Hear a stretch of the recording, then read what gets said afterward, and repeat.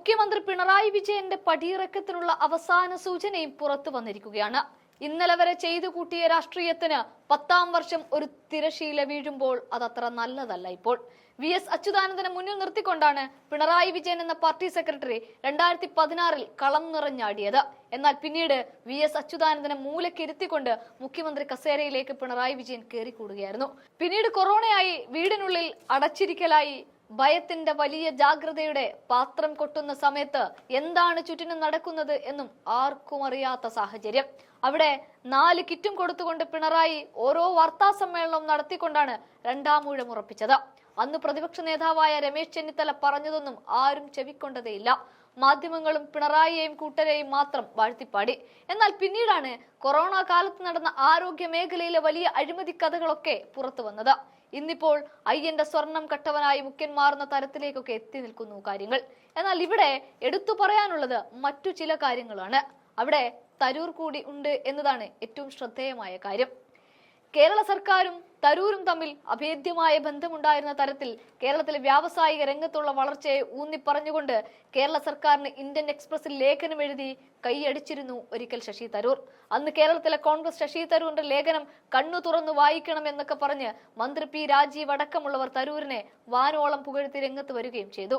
എന്നാൽ ആ തരൂർ ഈ അടുത്ത ദിവസങ്ങളിൽ ഡൽഹിയിൽ വെച്ച് നടന്ന ഒരു യോഗത്തിൽ ഒരു തുറന്നു പറച്ചിൽ നടത്തി. അതിങ്ങനെയാണ്: യാതൊരു പഠനവുമില്ലാതെ കടമെടുത്തു കൂട്ടി കേരളത്തിന്റെ ഖജനാവ് കാലിയാക്കി ഭരിച്ചു മുടിച്ച പിണറായി എന്ന മുഖ്യമന്ത്രിയെ കണക്കിന് വിമർശിച്ചുകൊണ്ടായിരുന്നു തരൂരിന്റെ ഓരോ വാക്കുകളും. അതിന്റെ വീഡിയോകളെല്ലാം സമൂഹ മാധ്യമങ്ങളിൽ വൈറലായിരുന്നു. അതോടെ മുഖ്യമന്ത്രിക്കും കൂട്ടർക്കും ഒരു കാര്യം മനസ്സിലായി: ഈ പോക്ക് തുടർന്നാൽ അത് വലിയ അപകടമാണ് എന്ന്.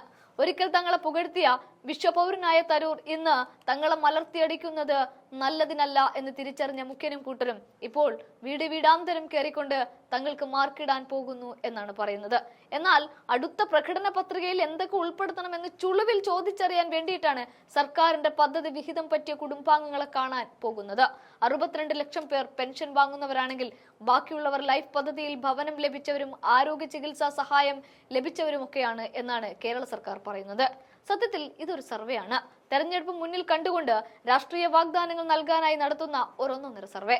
എന്നാൽ മുടങ്ങിക്കിടക്കുന്ന പെൻഷനും മരുന്നിന് കൂടിയ വിലയും ശസ്ത്രക്രിയ നടത്താൻ ആവശ്യമായ ഉപകരണങ്ങൾ ഇല്ലാത്തതുമൊക്കെയായി വെളിച്ചെണ്ണയ്ക്ക് വില കൂടിയതടക്കം അങ്ങനെ ആകെ കലിപൂണ്ടു നിൽക്കുന്ന ജനങ്ങളാണ്.